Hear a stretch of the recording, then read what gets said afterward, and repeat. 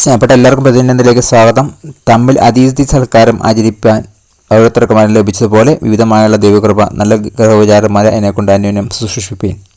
അബ്രഹാമിന്റെ ദാസൻ ദൂരയാത്ര ചെയ്ത് ക്ഷീണിച്ച് അവൾ പാത്രത്തിൽ നിന്ന് കുടിപ്പാൻ വെള്ളം ചോദിച്ചപ്പോൾ അവൾ യാതൊരു മടിയും കൂടാതെ കുടിപ്പാൻ കൊടുത്തു. ഉൽപ്പത്തി 24:17 വാക്യം. അതിലുമധികം റെബേക്ക ചെയ്തു. സന്ദർശകന്റെ ഒട്ടകങ്ങളും ദാഹിച്ചിരിക്കുന്നതെന്ന് കണ്ട് അവൾ വേഗം അവയ്ക്ക് വെള്ളം കോരി കൊടുത്തു. വാക്യം 19-29. പലതവണ കിണറ്റിലിറങ്ങി ഭാരമുള്ള പാത്രത്തിൽ വെള്ളം കോരി ചുമക്കേണ്ടി വന്നെങ്കിലും സഹായിക്കുന്നതിന് അവൾ ഒട്ടും മടി കാണിച്ചില്ല. ജീവിതം അനേകർക്കും പ്രയാസകരമാണ്. അനുകമ്പയുടെ ഒരു ചെറിയ പ്രകടനം പോലും അവരുടെ ജീവിതത്തിൽ മുന്നോട്ട് പോകാൻ പ്രേരിപ്പിക്കുന്നത് ആകും. ദൈവത്തിൻ്റെ സ്നേഹത്തിന് നിഴൽച്ചാലുമായി മാറുവാൻ എപ്പോഴും ഒരു പ്രൗഢമായ പ്രസംഗം ചെയ്യുകയോ സഭ സ്ഥാപിക്കുകയോ ഒന്നും വേണ്ടയില്ല. ചിലപ്പോൾ ആർക്കെങ്കിലും ഒരു പാത്രം വെള്ളം കുടിപ്പാൻ നൽകിയാൽ തന്നെ മതിയാകും. ജീവിതത്തിൽ പ്രോത്സാഹനവും ആവശ്യമായ ആരെങ്കിലും നിങ്ങൾക്കറിയാമോ?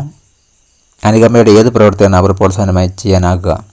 പ്രാർത്ഥിക്കാം. സ്വർഗീയ പിതാവേ, ചുറ്റുമുള്ളവരുടെ ആവശ്യങ്ങൾ കാണുവാൻ എൻ്റെ കണ്ണുകളെ തുറക്കണമേ.